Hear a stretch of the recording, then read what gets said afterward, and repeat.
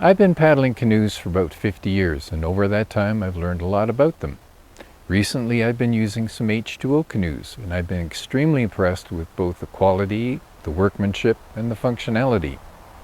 I'm here at the shop where Jeff Hill and his crew are making the H2O canoes. It's really interesting to watch the process. Usually there's 2 or 3 canoes in production at any point in time, and right now is a great opportunity to hop into the shop and see what they're up to. This is carbon fiber cloth, which will be used to reinforce carbon fiber gunnels. Fiberglass S cloth will be laminated on top of the carbon fiber, but will turn clear with resin to reveal the black. Both pieces of cloth are being cut into measured strips for the gunnels. 6-ounce S-glass cloth becomes the outer layer for Prolite canoes. S-glass is a tightly woven cloth that is extremely durable, offering about 35% more strength and impact resistance than the more common E-glass cloth.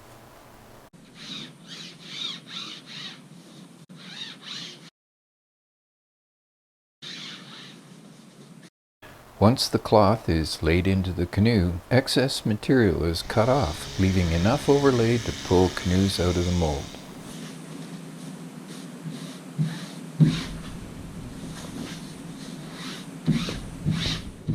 Marking the location for placement of the carbon fiber gunnels. Installing gunnel reinforcement.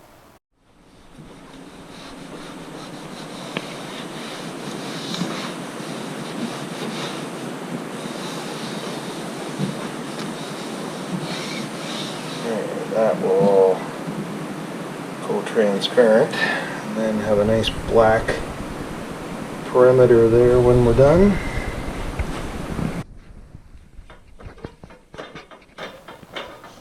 Kevlar cloth will form the inner layer of this canoe.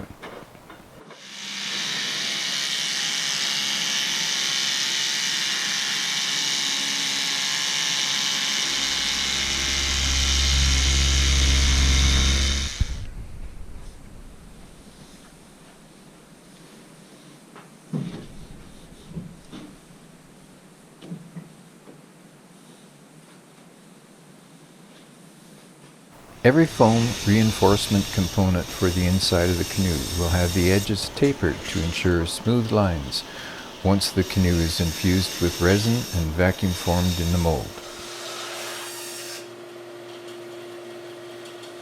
Pieces that will form the foam core bottom reinforcement of the canoe are glued together.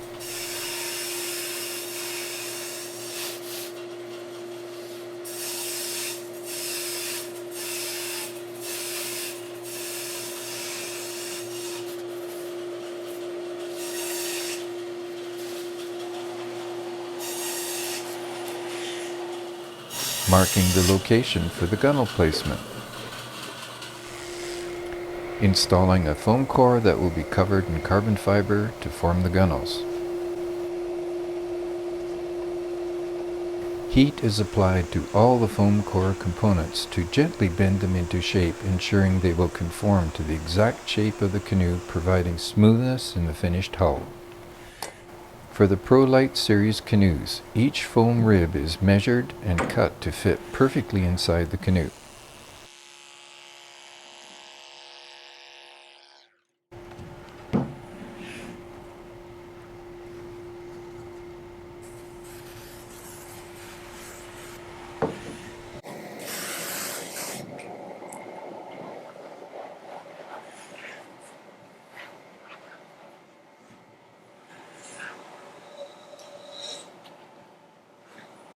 For this canoe, an optional carbon fiber support is being added for the canoe seat support. Kevlar mat is added to reinforce the canoe ends. This is a brute force canoe getting resin infused by a vacuum line. The cloth becomes transparent as resin rises up the sides. Adding resins partway through the process at timed intervals. Insulation is put in the mold in order to retain heat as the resin cures, which takes about 20 hours. Once cured, the canoe is carefully removed from the mold. This is a brute force alpha with a red dyed cloth finish.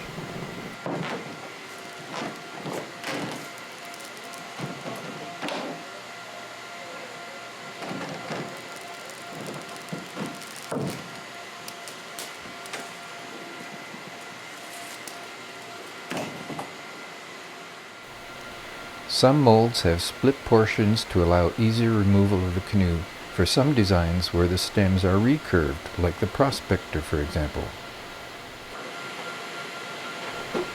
Once the canoe is removed from the mold, it is moved to the assembly station where it will get a UV protection coating and all the trim pieces will be added. One of the preparation tasks is drilling holes in aluminum gunnels for rivets.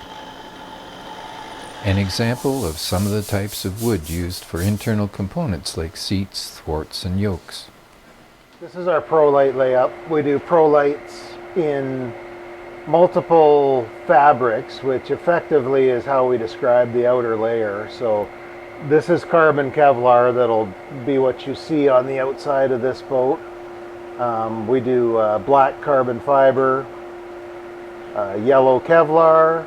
We have Enegra products that are combinations with Enegra or carbon.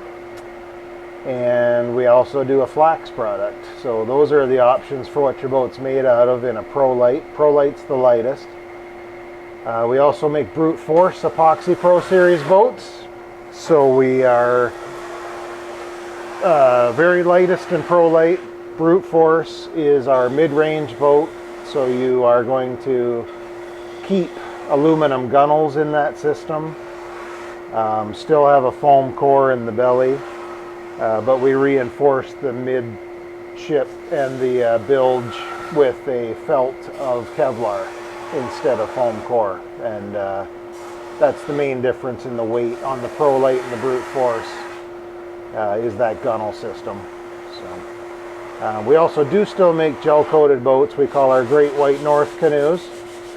Those are also made like the brute force boats, but they have a different resin system and they have a full gel coat exterior. So those are more of a 50-pound tripping canoe and a 16-footer.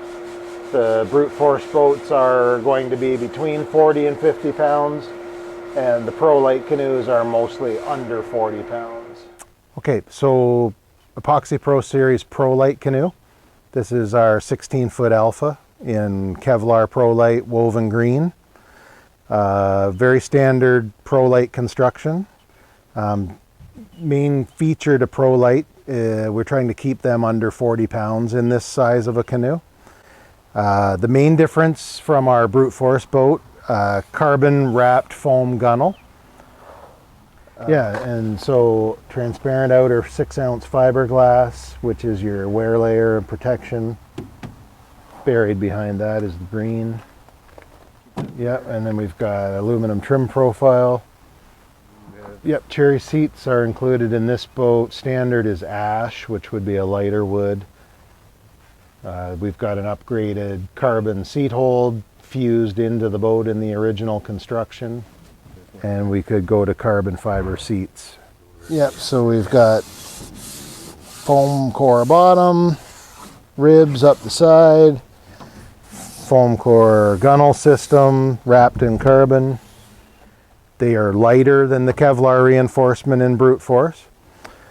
And then feature that's hard to see but is there, your outer skin is 6-ounce fiberglass. So it's 4 ounces lighter than the brute force outer skin. And that's our three identifiable features. One, hard to see, the glass. You are gunnel system, ribbing system, outer skin. And those are the three features that are different between our Epoxy Pro boats. The carbon gunnel is the most significant. You are going to save in the neighborhood of 5 to 7 pounds on a same canoe.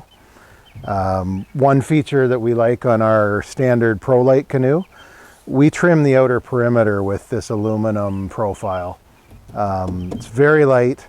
It adds really minimal weight to your boat. but you get a lot of protection for both your hands and the boat itself. And we like that feature. If you want to upgrade from that, we do a metal-less finish. This particular boat has one of the metal-less finish ideas, the carbon seat holds. We would then trim out your gunnel with a metal-less finish. You would get carbon fiber end decks, carbon fiber float tanks, and you can even dress the boat with carbon fiber parts now. We've got a full complement of the same parts in carbon fiber. And that would reduce the weight of your boat again by a couple of pounds. And that's our Prolite. This is a brute force Epoxy Pro Series build. It's going to be almost identical in features to our Great White North canoe build. Finished with aluminum gunnels. In our Epoxy Pro Series, in the brute force, the boat is going to look like what you make it out of. So this one is woven color red, which is behind that fiberglass E-glass.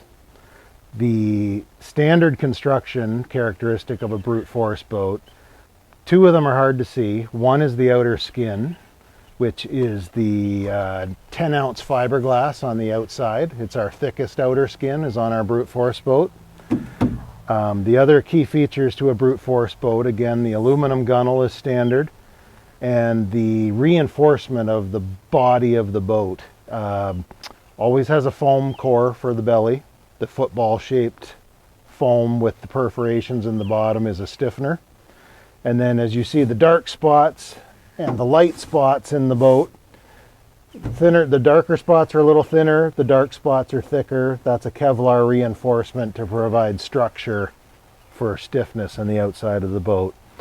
The combination of all those things ends up with a nice strong boat, but efficient to build, cost effective if you need to repair it, and it's just a little bit simpler. And these boats generally are our mid-weight boat, the brute force boat. Standard aluminum gunnel. These ones obviously are black. We do natural silver aluminum as well, both anodized. 10-ounce fiberglass on the outside of the brute force build. Foam core. We've got full scale, full core, solid base to the boat. Bilge ribbing of Kevlar. I hope you enjoyed your tour of the H2O Canoe Shop and found it as informative and interesting as I did. You gotta admit, it's amazing to see all of the fine detail and craftsmanship that goes into the making of their canoes. Somehow they managed to make a canoe that is exceptionally light and yet exceedingly strong. I've used a number of their canoes on the water, and I've always been impressed with the way that they handle. Now, this canoe is a replica of a cedar and canvas chestnut Kruger canoe that I used to own. That canoe weighed 70 pounds, and these days it's really not that comfortable to carry those on portages. This canoe only weighs 39 pounds. How do I know that? H2O actually stamps the weight of every canoe that leaves their shop as the last two digits of the serial number. How impressive is that? That way you know exactly the weight of your canoe. Anyway, I'm looking forward to getting this one on the water, and I hope I've convinced you to maybe consider looking at one of the H2O canoes for yourself. See you soon. Bye for now.